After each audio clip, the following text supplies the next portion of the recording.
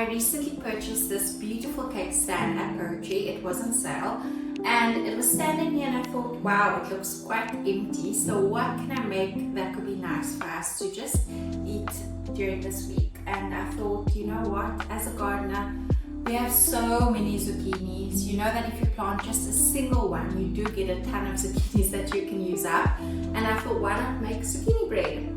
So it's very, very easy and generally always have the ingredients in your cupboard. To start off with, I usually measure all my ingredients out, and something that always helps me when I am baking is to firstly measure everything out, and then what I do is I usually put all my dry ingredients on one side and I put my wet ingredients on the other side.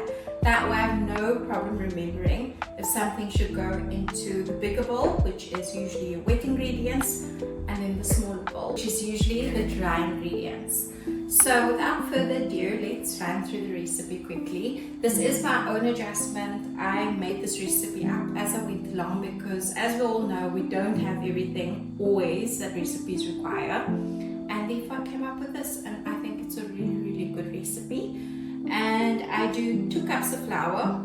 I generally do, I have a sweet tooth, but 3/4 cup of sugar, plain white sugar, plain white flour. I also do a teaspoon of salt, 2 teaspoons of baking soda. I also use cinnamon. I do use a tablespoon of this just to give it that really lovely warm flavor. And then you can also do a 1/4 cup of nuts. This is just mixed nuts, and then I also have a 1/4 cup of white chocolate. You can just do nuts if you want, you can just do white chocolate, but I find that the combination of the two is really good. I also have my grated zucchini right over here. This is about 2 cups, 3 eggs, vanilla essence because vanilla extract is so expensive, and 3/4 cups of oil, vegetable oil.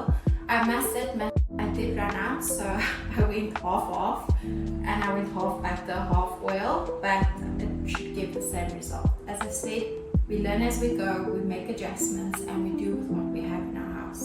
So then to start off with, I do my 2 cups of flour, and I will add my sugar, and then I do my baking soda, not baking powder, and then I'll do my teaspoon of salt, and then I'll hold off on my nuts and chocolate and so on.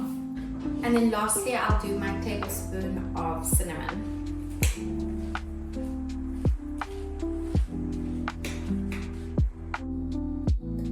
Okay, so then for the wet ingredients, I'm going to use my oil and butter mix.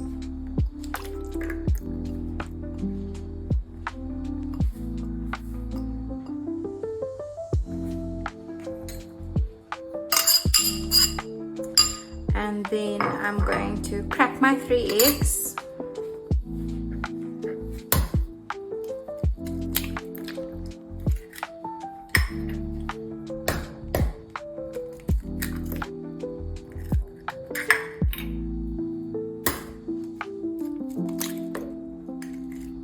And then I'm going to whisk this all together.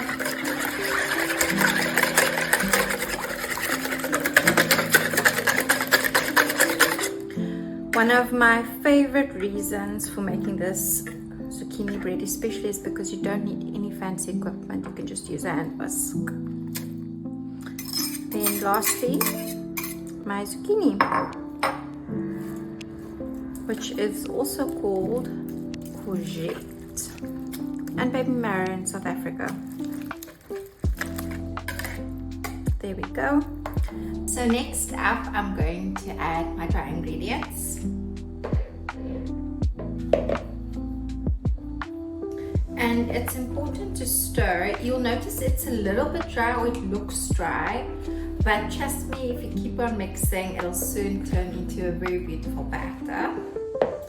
And then once that's all stirred up, I'm going to add in my nuts and my chocolates and give it one last stir. Then in my prepared loaf pan, I'm going to add my batter in.